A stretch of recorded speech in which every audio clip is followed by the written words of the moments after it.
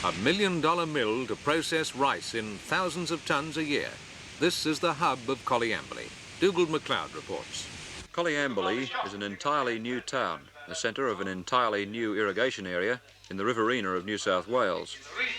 But there it is, that's the dimension of it, the largest land development of its kind anywhere in the Commonwealth of Australia. Some 300,000 acres being harnessed to irrigation, and these are the pioneers. The occasion that brought them together was the opening of a service station and restaurant, Coleambally's first permanent retail business. In a pioneering town, this was an occasion for celebration. Coleambally already has a community centre, built by the Murrumbidgee Shire Council. Before anything permanent was built here, town planners for the council prepared a blueprint for the whole town, setting out where almost every building will be and what purpose it will serve. Shops and a hotel in their planned places will follow the service station. And above the sandy hills and native pines of the town site, Coleambally's landmark, the town water tower, designed to be something special for a special town. You have to leave the town to find the reason for its being there. Irrigation water that travels hundreds of miles by river and canal from the Blowering Dam of the Snowy Mountains scheme. The Blowering storage allows rice to grow out here on the Riverina plains. They'll grow so much rice at Coleambally that $1 million has been spent to build a new mill just out of the town.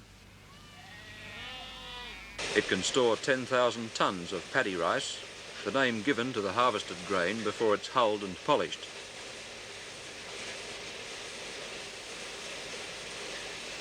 Each grower is limited to 70 acres of rice, but a good crop from 70 acres can give a gross return of $20,000. This is 20th century pioneering. A year ago, construction of the mill was just beginning. It's now been milling rice for several weeks, preparing to handle all of this year's Coleambally harvest of around 50,000 tonnes. And this is only the beginning. Within 10 years, production is expected to more than double.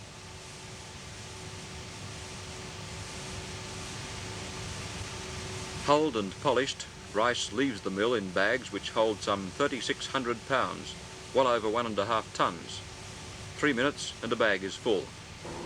Provision has been made for the mill to expand to handle the 100,000 tonnes a year expected in years to come.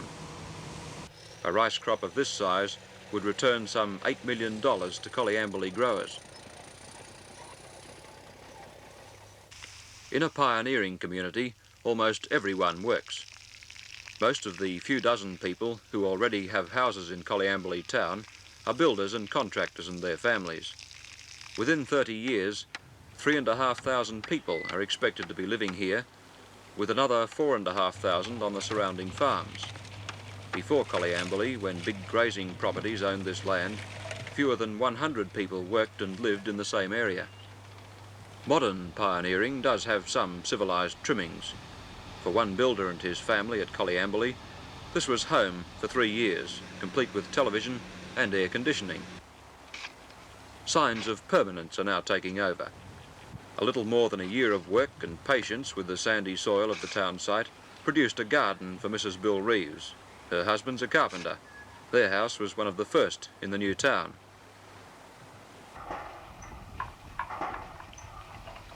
Before Coleambally, the old house, still known as the Argoon Homestead, stood alone for many years with no neighbours for miles. Then 6 years ago, one of its outbuildings became Coleambally's first school, with 11 pupils and a young teacher fresh from the city. The schoolroom had begun its life as the homestead bakehouse and kitchen. There's a new school now with 7 teachers and enrolment going up in leaps and bounds. This year began with more than 200 pupils. By next year there'll be 300 and probably 400 the year after. These 46 pupils of 5th and 6th classes share one room and one teacher. Most of the school children live out of town on the farms, and some were here even before the first school opened at the old homestead. The first farm was let in 1960. More than 200 have now been let, with a target total of 570. On the older farms, fine new houses are being built. This one for Mr. and Mrs. George Grady and their children. To enter the ballot for a farm, you must have at least $19,000 for development, a lucky draw, and the New South Wales government provides free land and cheap water, and several years' work should produce a farm worth $100,000 or more. The Pioneers' reward is certain and high. A typical first building on a Coleambally farm, a tin shed, one part for machinery, the rest to live in. Well over the century in summer, frosts in winter. Before coming here, the Grady's had a garage business at Springwood on the Blue Mountains west of Sydney. The tin shed has been home for the past 4 years. How did you feel when you first knew you were coming out here? Oh, I was very excited about it. I thought it was a wonderful new chance. I thought it'd be wonderful to come out and develop a place, and just felt very excited about it and looked forward to it. And the first time you saw the place, how did you feel then? My heart sank a bit.